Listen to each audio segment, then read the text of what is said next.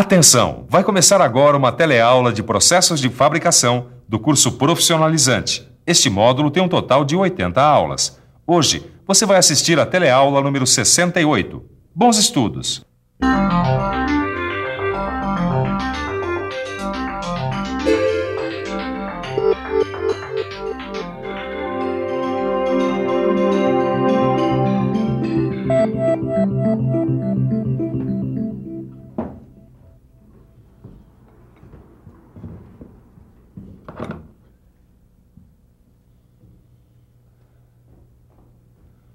Oi, seu Ananias. Oi. Tudo bom? Tudo bem. Será que o senhor podia me dar uma forcinha aqui, seu Ananias? Claro que sim. O que eu posso te ajudar? Bom, é o seguinte. Eu precisava de medalhas como essas aqui, ó. Só que eu precisava de muitas, porque é para premiar todos os vencedores das Olimpíadas que a gente está organizando lá no colégio. Sim. Tem muita gente participando em muitas categorias. Será que dava pra gente fazer? Bom, essa aqui é uma medalha que tem um desenho esculpido em alto relevo. Bastante complexo. Entalhar essas medalhas uma a uma ia dar muito trabalho. Ah, claro. Eu duvido que fossem ficar todas iguaizinhas, né? Seria uma loucura. Justamente por isso que eu vim falar com o senhor, seu Ananias. Será que não tem um outro jeito da gente fazer? Bom, ficaria mais fácil e prático se a gente utilizasse um molde. Assim a gente poderia cunhar a quantidade que você precisa e ficariam todas iguaizinhas. Mas é claro, né, seu Ananias? Como é que eu não pensei nisso antes? Mas e o molde? Como é que a gente ia fazer? Bom, o molde para cunhar essas medalhas aqui pode ser feito por eletroerosão. Preste atenção, porque este é o assunto da nossa teleaula de hoje. Na teleaula de hoje, você vai conhecer um método de usinagem muito utilizado, a eletroerosão. Vai aprender os princípios do processo e vai ver o que é eletroerosão por penetração e eletroerosão a fio. E ainda vai conhecer qual é o melhor material para se produzir um eletrodo capaz de usinar moldes ou peças no formato desejado.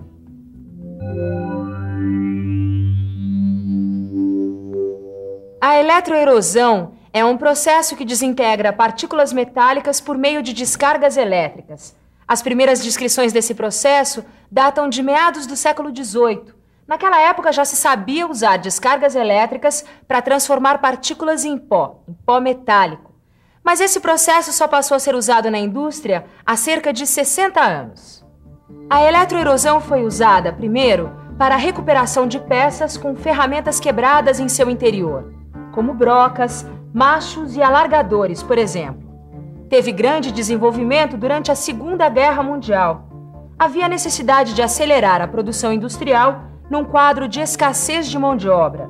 Isso impulsionou a pesquisa de novas tecnologias. O objetivo era aumentar a produção com o mínimo de desperdício. Foi o início da era da eletroerosão. A eletroerosão é um processo de usinagem que vem ganhando espaço ultimamente. Indiretamente, ela está ligada a objetos do nosso dia a dia. Esta medalha aqui, por exemplo, ela é uma peça única que foi feita num molde. Olha só esse molde aqui. Ela encaixa direitinho, dá uma olhada. Viu só? Funciona mais ou menos como uma forma de bolo. É o mesmo princípio. Esses moldes, que funcionam como uma forma, podem ser feitos através da eletroerosão. Através da eletroerosão, a gente pode reproduzir centenas e centenas de cópias da peça que a gente quiser. Caio. Dá uma olhada nesse xadrez.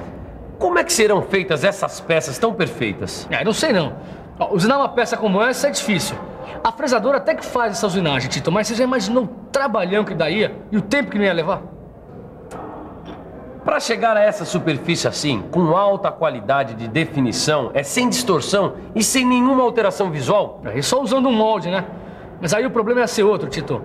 Como a gente ia conseguir um molde para peças de geometria tão complicada? Eu acho que a solução está na eletroerosão.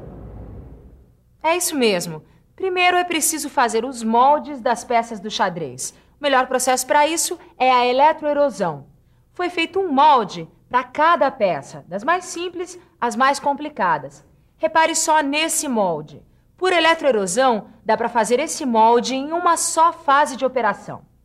Na verdade, esse jogo de xadrez é uma obra de arte da eletroerosão e mostra bem os recursos desse processo. Afinal, seu Ananias, O que é essa eletroerosão? Bom, a eletroerosão é um processo bastante complexo e grande parte dele a gente não vê. Primeira condição. Para que ocorra a eletroerosão, é necessário que tanto a peça que vai ser usinada quanto a ferramenta que vai ser usada sejam bons condutores de eletricidade. Isso porque a eletroerosão se baseia na remoção de material por descargas elétricas.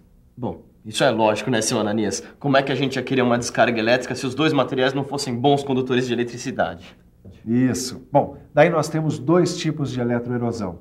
Uma que utiliza um fio de latão ionizado, condutor de corrente elétrica que produz descargas elétricas responsáveis pela erosão do material. E por isso mesmo chama-se eletroerosão a fio. E o outro tipo mais comum, que é a eletroerosão por penetração. No caso da eletroerosão por penetração, a ferramenta que produz a erosão, ou seja, que faz o desbaste da superfície usinada, é o eletrodo. O eletrodo deve ter o mesmo desenho da peça que se deseja fabricar. A peça e o eletrodo são mergulhados num recipiente que contém um líquido isolante. É um líquido não condutor de eletricidade, chamado dielétrico. Bom, aqui na minha oficina eu tenho dois tipos de dielétricos, o óleo mineral e o querosene. E qual dos dois é o melhor, hein, seu Ananias? Bom, aí depende, né? O querosene é mais perigoso porque é inflamável, né? Requer cuidados especiais. Ele exala um cheiro muito forte, polui e até faz mal para a saúde. Bom, mas vamos voltar para o esquema da eletroerosão. Para entender melhor, você vai ter que colocar a sua imaginação para funcionar, porque tem muitas coisas que a gente não percebe apenas olhando. Tanto o material a ser usinado quanto o eletrodo são ligados através de cabos a uma fonte de corrente contínua, CC. O eletrodo tem polaridade positiva e o material tem polaridade negativa. Por último, os cabos são conectados a um interruptor que aciona e desliga o fornecimento de energia elétrica para o sistema. Ao ser ligado o interruptor, forma-se uma tensão elétrica entre o eletrodo e o material. No começo, não passa corrente elétrica porque o fluido dielétrico funciona como isolante. Mas quando se diminui o espaço entre a peça e a ferramenta até uma determinada distância, o dielétrico passa a atuar como condutor. Daí se forma uma espécie de ponte de íons entre os dois. Como assim uma ponte de íons? Você não sabe o que são íons? Bom, isso eu já aprendi. Íons são aquelas partículas carregadas eletricamente.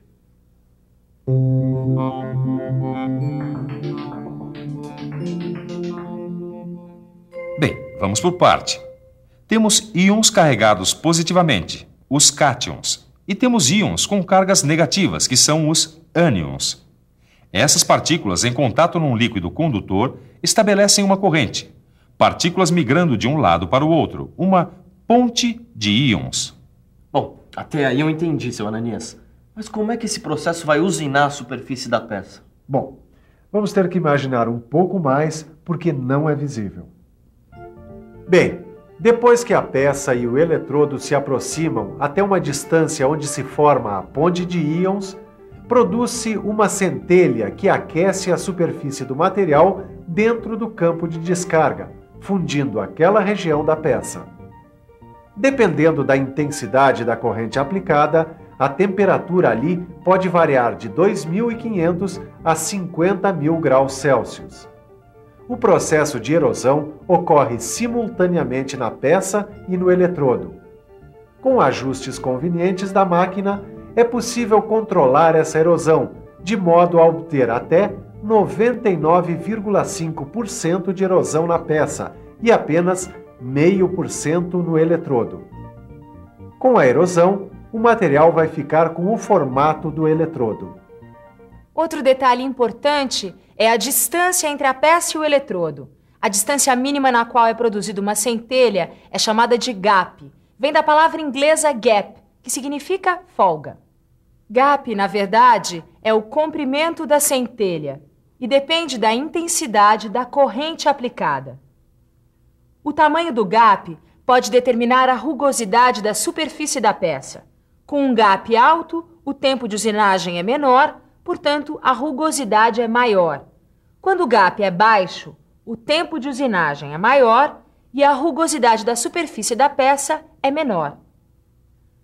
As partículas fundidas são desintegradas na forma de minúsculas esferas removidas do local. O líquido dielétrico ajuda nessa limpeza. Na região usinada fica uma pequena cratera. O eletrodo se afasta e é interrompido o fluxo da corrente. O ciclo recomeça com a reaproximação do eletrodo até a distância chamada gap, provocando nova descarga. Descargas sucessivas vão acontecendo ao longo de toda a superfície do eletrodo, até se obter na peça o perfil desejado. No final, teremos uma matriz, que é uma cópia fiel do eletrodo, só que invertida. A frequência das descargas pode alcançar até 200 mil ciclos por segundo. Quer dizer, em 1 segundo, acontece 200 mil vezes esse processo que a gente acabou de ver. É incrível, não é? Em princípio, todo material condutor de eletricidade pode ser usado como eletrodo. Mas nem todos valem a pena, viu? A gente precisa lembrar que a resistência mecânica do material tem que ser levada em consideração. O melhor são aqueles materiais que têm um ponto de fusão elevado e são bons condutores de eletricidade. O cobre, por exemplo, Caio, ele deve funcionar bem. Existem eletrodos metálicos, como os de cobre, e os não metálicos, como os de grafite. Entre os metálicos, os mais utilizados são esses aqui, eletrodos de cobre eletrolítico, além dos de cobre tungstênio e de cobre sinterizado. Eles apresentam um ótimo acabamento e o mínimo desgaste durante o processo de eletroerosão. Já entre os não metálicos, o mais usado é o de grafite. Eles são insensíveis a choques térmicos, porém eles são quebradiços. O grafite é um material de fácil usinagem. Ele conserva suas qualidades mecânicas mesmo exposto a altas temperaturas. Praticamente não se deforma e ele é bem leve. No entanto, eles não podem ser moldados ou conformados e não aceitam redução por ácido. Bom, você já viu em detalhes como é o processo de eletroerosão por penetração. Vamos conhecer agora um outro processo, a fio, que é ideal para contornos complexos, como é o caso dessa peça aqui, que foi feita nesta máquina. Observe o fio que passa por dentro da peça. É de latão ionizado e atravessa a peça submersa em água desionizada, ou seja, sem cargas. Entre o fio e a peça ocorrem descargas elétricas que cortam o material. Vamos conversar agora com um técnico, o Sérgio, para explicar para a gente como se programa uma máquina a fio. Por favor. Bom, a gente programa o corte no computador, o que permite o corte de perfis complexos e de alta precisão. Em alguns equipamentos existe o plotter, que é uma espécie de traçador gráfico. É importante porque permite que a gente confira a execução do programa pela máquina. E assim a gente pode melhorar cada vez mais o nosso desempenho. É isso aí, a utilidade do processo de eletroerosão a fio é muito grande. Por exemplo, se o perfil que desejamos é passante, então se faz a fio. Através desse processo é possível confeccionar ferramentas de corte, dobra ou repuxo, como por exemplo placas de guia, porta-punções e matrizes. Quer dizer então que a eletroerosão é o melhor processo para eu produzir em série as medalhas que eu preciso. Mas que tipo de eletroerosão? Bom, pelo que eu aprendi hoje é a de penetração. Tá no caminho certo. Quer dizer então que eu vou ter que fazer um eletrodo com o desenho daquela figura que eu quero cunhar. Daí, a partir desse eletrodo, eu vou produzir um molde. E com esse molde eu posso colocar numa prensa e sair produzindo as medalhas em série. E você, concorda que esse processo é o melhor para produzir as medalhas da Olimpíada? Então, vamos para a revisão. E atenção, se liga aí que é hora da revisão. Na teleaula de hoje, você aprendeu o que é eletroerosão e sua utilização na indústria moderna. Você ficou sabendo que a eletroerosão é um fenômeno em grande parte invisível, que se baseia na remoção de material fundido a partir de descargas elétricas que produzem temperaturas elevadíssimas. Conheceu ainda os dois tipos de eletroerosão mais usados, por penetração e a fio. E viu vários tipos de eletrodos, de vários formatos e de vários materiais. Nós aqui já conhecemos como funciona a eletroerosão. E você? Na próxima teleaula você vai conhecer mais um exemplo prático de usinagem por eletroerosão. Até a próxima. Tchau!